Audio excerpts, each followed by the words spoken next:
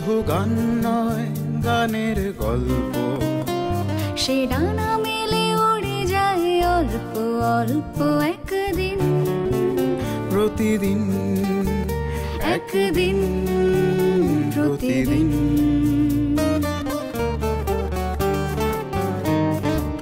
কেন সে গান গায় সে কথা অজানা, সে সর সন্ধির সন্ধিতে নিশানা।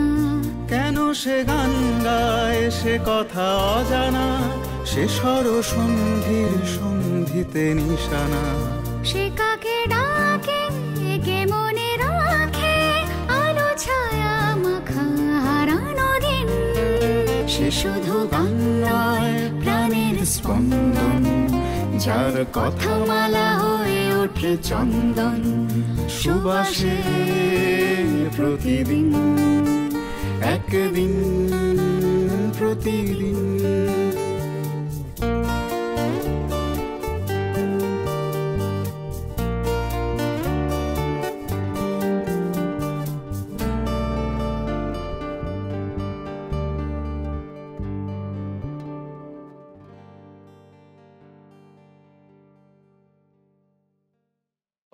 আচ্ছা ঠিক এই কারণে কি রবীন্দ্রনাথ খুব অনিবার্য হয়ে উঠলেন তোমার জীবনে?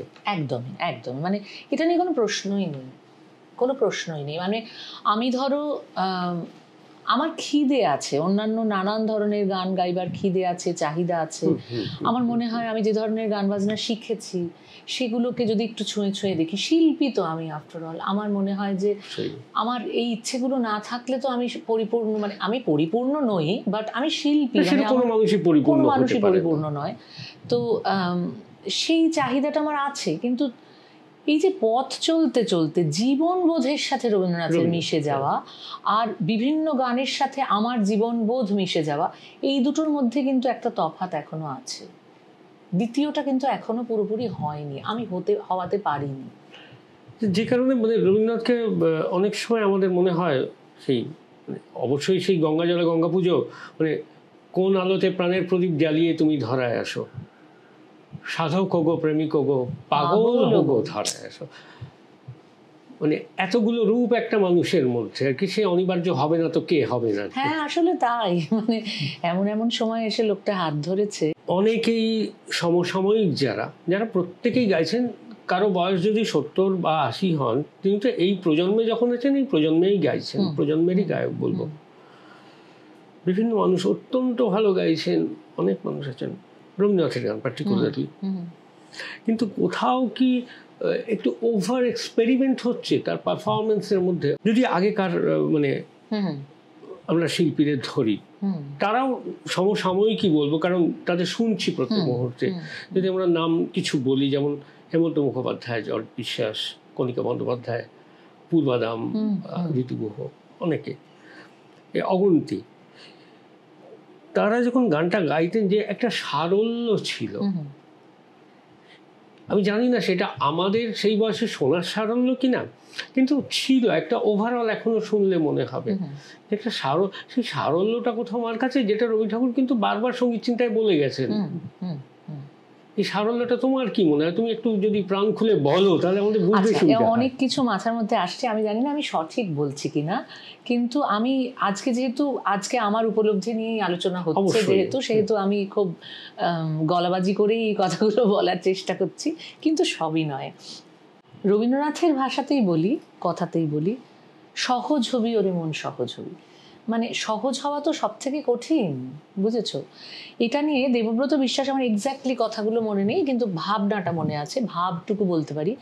দেবব্রত বিশ্বাস বলেছিলেন যে সবাই মনে করেন যে, আপনারা সবাই মনে করেন যে আমি খুব ভাবনা চিন্তা করে খুব গভীর বোধ নিয়ে গান করছি, আসলে যে আমি সেটা বুঝি না। আমি তো নাটক টাটক করেছিলাম এক সময়, সেইটা আমি এমন অভিনয় করি যেন মনে করা হয় যে আমি খুব বুঝছি, আসলে কিন্তু বুঝছি না। এই যে বোঝা না বোঝার মধ্যবর্তী একটা জায়গা দিয়ে যাওয়া না, মনকে সেই জায়গায় স্থির রাখা খুব ডিফিকাল্ট।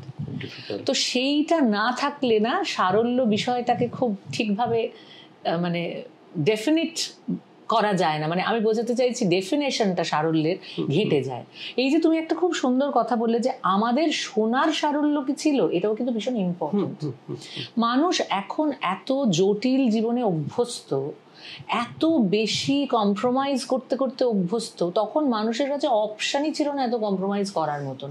আমি যাতে আছি সুখে আছি, আনন্দে আছি, যে সন্তুষ্টি বোধ, এই বোধটাই না একটা মানুষের জীবনে সারল্যকে ডেকে আনে, তুলে আনে। অবশ্যই, যে আমি আননেসেসারি জটিল করব না। কিন্তু এখন তো বিষয়টা চেঞ্জ হয়ে গেছে, এখন যুগটাই এরকম, আমাদের চারপাশটা এরকম, আমাদের বেঁচে থাকাটা কন্টিনিউয়াস একটা স্ট্রাগলের মধ্যে দিয়ে, সেটা প্রাকৃতিক দিক থেকেই দেখো না, তাই সুতরাং সরলতাটাকে এখন আর সেইভাবে আমরা ব্যাখ্যা করতে পারি না। সাউন্ড, একটা কন্টিনিউয়াস সিনথেটিক সাউন্ড শুনছি ওভারঅল, আমি বলছি নট অনলি যে সেটা শুধু মিউজিক আসছে তা নয়, একদমই। তো এটা দুটো আসপেক্ট আছে বলে আমার মনে হয়। একটা হচ্ছে দেখো যে আমাদের কানগুলো জটিল হয়েছে, আমাদের কানগুলো আর তত সরল নেই। কিন্তু তুমি বলবে তাহলে তখনকার গানগুলো আমাদের শুনতে ভালো লাগছে কেন, এখনো ভালো লাগছে কেন? সেটার ব্যাখ্যা হিসেবে আমার মনে হয় যে কন্টিনিউয়াস এই যে আমরা সিনথেটিক সাউন্ড শুনছি, সেইটার মাঝে একটা রিলিফ হচ্ছে বলে আমাদের ওটা শুনতে ভালো লাগছে, একটা অন্য কিছু হচ্ছে। কিন্তু কন্টিনিউয়াস যদি আমরা ওইটাই শুনি, তখন কিন্তু তোমার মনে হবে যে দূর, একটু দেখি না, অন্য কিছু করি। তো দুটোরই দরকার আছে। ভীষণ সেই রঙিন জামা কাপড় পরা ভিড়ের মাঝে একটা সাদা ধুতি পাঞ্জাবি পরা মানুষ দেখলে, এবার শুধুই তুমি সাদা ধুতি পাঞ্জাবি দেখছো, তাও তোমার ভালো লাগবে? সম্ভব নয়। যুগের সাথে পরিবর্তনটা খুব অবশ্যম্ভাবী, এবং সেখানে এক্সপেরিমেন্ট যেটা তুমি বলছো, এক্সপেরিমেন্টের আমি কিন্তু পক্ষে। কিন্তু সেটা যদি ওভার হয়ে যায়, ধরো আমি সেটাই বলছি, এই এক্সপেরিমেন্টটা কেন পক্ষে আমি সেটাও একটু বলি। গানকে অবিকৃত রেখে, গানের কথা এবং সুর অর্থাৎ সৃষ্টিকে অবিকৃত রেখে, সৃষ্টিকর্তার প্রতি প্রপার শ্রদ্ধাশীল হয়ে যদি আমি একটা মানে কি বলবো, খোল নলচে না বদলে আমি শুধু বাহ্যিকভাবে সেটাকে চেঞ্জ করার চেষ্টা করি। চেঞ্জ শব্দটাও এখানে সঠিক কথা নয়, ভুল বললাম হয়তো, চেঞ্জ বলবো না, আমি সাজানোটাকে যদি আমার মতন করি, মানে এটা আমি সবসময় বলে থাকি, আজকেও এখানে বলছি, আমার এটা বলতে খুব ভালো লাগে তাই বলি। সেটা হচ্ছে দেখো, মা দুর্গাকে আমরা সাবেকি সাজে দেখতেই কিন্তু বেশি অভ্যস্ত। সেখানে ডাকের সাজ বলো, ওই রকম একটা অসম্ভব টানা টানা সুন্দর চোখ, ওইভাবে দেখতে অভ্যস্ত। এবার থিম পুজো কি তা বলে অ্যাকসেপ্টেড হয়নি। আবার যখন থিম পুজো এতই বেশি হচ্ছে, তখন দুটোই আলাদা আলাদা ভাগে ভাগে যেখানে হচ্ছে অনেকগুলো থিম পুজো, আজকে আমরা থিম পুজো দেখবো, কালকে কিন্তু আমরা সব সাবেকি ঠাকুরগুলো দেখতে যাবো। এই বিভাজনটাও তো আছে, যেটা আমাদের গান বাজনার মধ্যে ভীষণ ভাবেই আছে, এবং দুটোরই প্রয়োজন আছে।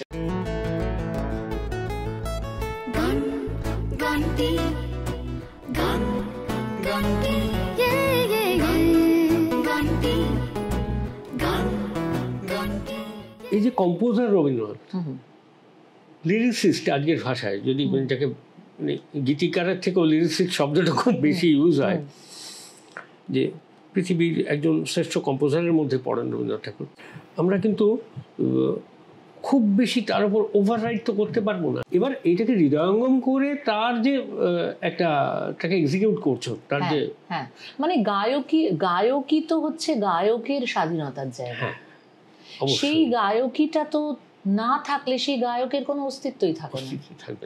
তো সেই জায়গাটুকু তো নিতেই হবে, সেটা নইলে একটা রেডিমেন্টারি কালচার। তা না হলে তুমি আমাকে বলো তো, কেন পূর্বাদাম, কণিকা বন্দ্যোপাধ্যায়, সুচিত্রা মিত্র, হেমন্ত মুখোপাধ্যায়, সাগর সেন, এরকম যে লেজেন্ডারি আর্টিস্ট যারা, তাদেরকে বাদ দিয়ে তুমি আমার গান শুনবে কেন?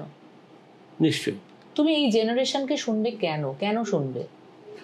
সেই গায়কির তফাৎ, তোমার ভালো লাগা, তোমার মুড চেঞ্জ হচ্ছে, তোমার নানান রকমের, তুমি রাত্রিরে এক রকমের গান শুনছো, তুমি একটা জার্নির মধ্যে আছো, সেখানে তুমি এক রকমের গান শুনছো, তোমার সাংঘাতিক মাথার যন্ত্রণা করছে, মনে হচ্ছে একটু এফএমটা চালিয়ে দিই, তুমি একটা কিছু শুনছো, মানে এই শোনাগুলো কিন্তু প্রত্যেকটা ডিফারেন্ট। আর সকালে ঘুম থেকে উঠে চা খেতে খেতে তুমি একরকম গান শুনছো, এটা কিন্তু ডিফারেন্ট। এই কারণেই কিন্তু একই সময় দাঁড়িয়ে একজন মানুষের কাছে বিভিন্ন শিল্পীর গ্রহণযোগ্যতা থাকে। তো আমার মনে হয় যে মাত্রাতিরিক্ত কোনো জিনিসটাই ঠিক নয় অবশ্যই, এক্সপেরিমেন্ট হতে গিয়ে যদি আসল সৃষ্টির জায়গাটাই ঘটে যায় তাহলে সেটা অ্যাকসেপ্টেবল কখনোই হবে না। মানুষ সেটা অ্যাকসেপ্ট করবে না, যুগে সময়ের সাথে তাল মেলাতে গিয়ে সাময়িকভাবে সেটা থাকতে পারে। ধরো যে গানকে ভেতরে নিতে তোমার ধরো আজকে লেগে গেছে ধরো 15 বছর কি 20 বছর, যত দিন যাচ্ছে সেই গানটার প্রতি রিয়েলাইজেশনটা চেঞ্জ হচ্ছে কন্টিনিউয়াসলি। একদম একদম। তুমি আজকে, আমি তোমার একটা ছোট্ট উদাহরণ দিচ্ছি, এটাতেও আমি জানি না লোকজন আমায় কি বলবে। আজকাল ট্রোল করাটা এত বেড়ে গেছে, ভয় পাই তা বলবো না, তবে খারাপ লাগে, যাই হোক সেটা অন্য বিষয়। ধরো পাগলা হাওয়ার বাদল দিন, পাগলা হাওয়ার বাদল দিনে দুজন অসম্ভব, আমরা কিশোর কুমারের কণ্ঠে শুনেছি, যেটা ভীষণ পপুলার, ভীষণ আমাদের ভেতরে একটা মনে হয় যেন মুডটা হঠাৎ খুব ভালো হয়ে গেল। কিশোর কুমারের গলাটাই তাই ইটসেলফ আমার মনে হয়। এবার ধরো পাগলা হাওয়া বাদল দিনে যখন সিনেমায় ব্যবহার করা হলো,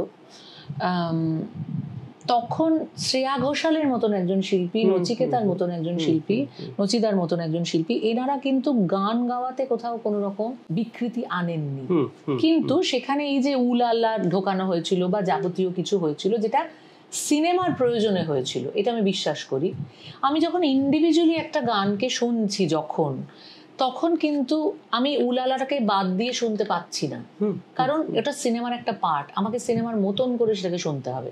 এটা কিন্তু এক ধরনের অসুবিধের জায়গা শ্রোতাদের ক্ষেত্রে, যখন একজন শ্রোতা হিসেবে আমি শুনছি। আমার সিনেমাটা দেখতে গিয়ে কিন্তু এই সমস্যাটা হয়নি, যখন আমি আলাদা করে গানটা শুনছি আমার হচ্ছে, তখন তো লিসনিং প্লেজারটাই চলে যাচ্ছে। তো তাহলে তুমি দেখো দিনের শেষে আজকে ওই দুটো গানই এত বছর হয়ে গেছে, কিশোর কুমারের গানটাও বহু বছর হয়ে গেছে, এই গানটাও সিনেমাটাও অনেক দিন হয়ে গেছে। এখন যখন আমরা পাগলা হাওয়ার বাদল দিনে চালাবো, আমি যদি তোমাকে এক্ষুনি বলি ঋত্বিক দা দারুণ লাগবে শুনতে এই গানটা, একটু চালাও না, তুমি কোনটা চালাবে অনেস্টলি আমাকে বলো তো। তো এখানেই তো উত্তর হয়ে যায়, মানুষ কি শুনতে চায় আর কি থাকবে। সুতরাং এটা দিয়ে কিছু বিচার হয় না। যেটা রবার সেটাই রবে, যেটা রবার নয় সেটা কোনো দিন থাকবে না। এটা মানে বিতর্ক কিন্তু শুধুমাত্র আমাদের এনগেজমেন্টটা বাড়ানোর জন্য বিতর্ক। হ্যাঁ অবশ্যই অবশ্যই অবশ্যই, কারণ যে কারণে ওই আরেকটা জিনিস ভাবছিলাম, যেহেতু আজকে নানান জায়গাতে তুমি ধরো গান গাইবে শুরু করে, তোমাকে দীর্ঘদিন ধরে আমাদের একটা লং টার্ম ফ্রেন্ডশিপ আছে, দেখা হোক বা না হোক কোথাও একটা ওয়েভ লেংথ কাজ করে সবসময় কিছু কিছু মানুষের সঙ্গে। ধরো এই যে বিভিন্ন অনুষ্ঠানে যাচ্ছ বা বিভিন্ন শিক্ষক হিসেবে কাজ করছো, কিন্তু কোথাও একটা মনে হয় যে আমাদের টেলিভিশনের গুণে শ্রোতারাও খুব জাজমেন্টাল হয়ে পড়ছে। এটা হবেই যখন তুমি, আমি তোমায় বলছি, যখন তারা অন্যের জাজমেন্ট দেখে নিজেরাই একটা অদ্ভুত জাজমেন্টাল হয়ে, একদম তুমি কন্টিনিউয়াস যদি সামনে এক্সাম্পল দিতে থাকো, তোমার কাছে মানে আগে তো এত এগুলো ছিল না, মানুষ শুধু নিজের আনন্দে গান শুনতো, এত প্রয়োজন বোধ করে মানুষ গান শুনতো না, এত জাজমেন্টাল হওয়ার কোনো জায়গাই ছিল না, মানে ভালো লাগছে তাই শুনছি, আর কোনো কারণ নেই। এবং পৃথিবীতে না এরকম কারণবিহীন কিছু জিনিস থাকা ভালো, ভীষণভাবে থাকা ভীষণ জরুরি, খুব জরুরি, সেটা তবেই সরলতা থাকে। আবার আমি তোমার কামিং পয়েন্ট, তবেই সরলতা থাকে, তা না হলে থাকে না। তো এটা এখন মানুষ সত্যি অনেক জাজমেন্টাল, এবং সেটা অনেকটাই ফেসবুকের দৌলত। মানুষের মতামত দেবার একটা বিরাট বড় অধিকারের জায়গা জন্মেছে, সেটা হচ্ছে ফেসবুক, যেখানে মানুষ যা খুশি বলতে পারে। আমার গণতান্ত্রিক অধিকার, আমি যা খুশি তাই বলতে পারি। মানে এর জন্য গুগল সর্বজ্ঞ দায়ী। একদম, একেবারেই তাই। এইটাকে তুমি পাশ কাটিয়ে যেতে পারবে না।